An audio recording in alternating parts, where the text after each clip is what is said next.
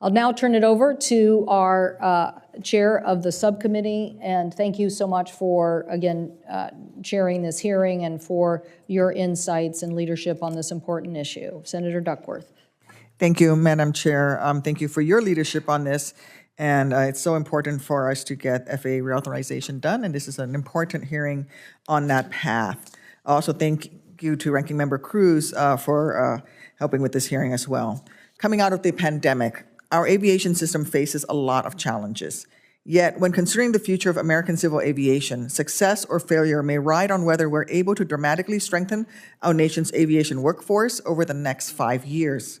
Without a properly trained, equipped, and compensated workforce, the safety of the flying public will be put at risk, and the delays we've experienced over the past few years will seem mild by comparison. As a pilot, I want to reiterate my strong support for the post-Colgan air safety reforms, especially the 1,500-hour rule, and express strong opposition to any proposal that would weaken safety standards in a misguided effort to address workforce challenges. As Captain Sully Sullenberger recently noted, if we were trying to increase the number of physicians serving rural areas, we wouldn't dream of cutting the length of medical school from 4 years to 2 years for doctors who serve those communities. Madam Chair, I'd like to ask unanimous consent to place a copy of Captain Sully's March 2nd, 2023 op-ed from the Chicago Tribune into the hearing record. Without objection. Thank you, Madam Chair. Captain Sullenberger's voice rightly carries a significant weight in safety debates, and his name is associated with the miracle on the Hudson.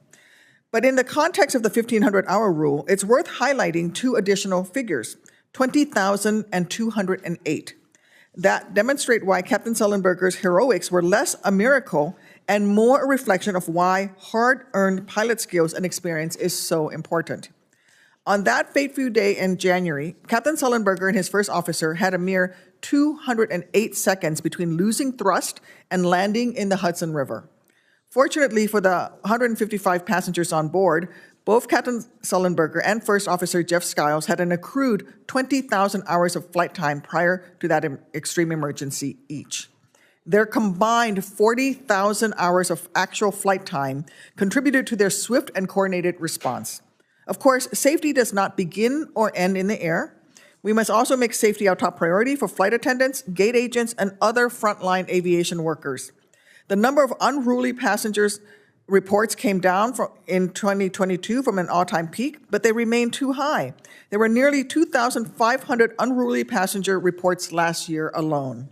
A few weeks ago, a passenger on board a United Airlines flight from Los Angeles to Boston tried to stab a flight attendant with a metal handle of a broken spoon. A year ago, a Southwest Airlines passenger was arrested for assaulting a gate agent in Atlanta after his behavior on board the aircraft during taxiing forced the aircraft to return to the gate. Such abuse is disgusting, disgraceful, and must end. Madam Chair, I would like to ask unanimous consent to place a copy of a statement of the Association of Flight Attendants, CWA, prepared for this hearing into the record. Without objection. Thank you, Madam Chair. We must also ensure that our supply of aviation workers keeps pace with increasing demand, especially for pilots and mechanics. A recent study projected that the supply gap of aviation mechanics in North America could reach more than 40,000 over the next 4 years. The study also estimates that up to 35% of the current aviation mechanic workforce is already between 55 and 64 years old. Having just turned 55 last week, I don't think that's that old, but you know.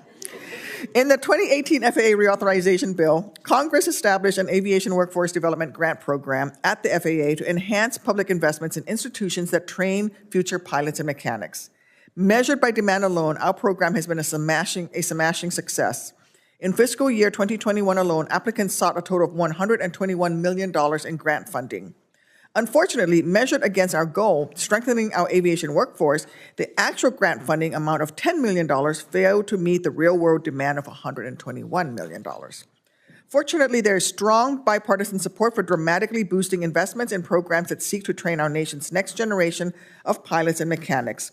For example, together with my subcommittee ranking member, Senator Moran, we developed and introduced a bipartisan Aviation Workforce Development Enhancement Act late last year.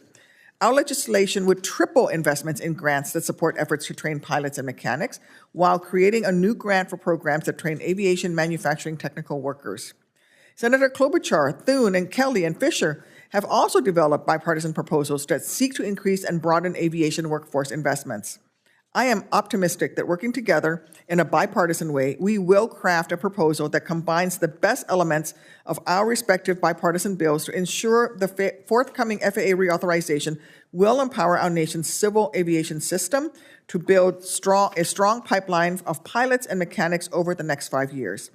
I look forward to hearing from our witnesses today about what Congress can do to strengthen our aviation workforce. Thank you.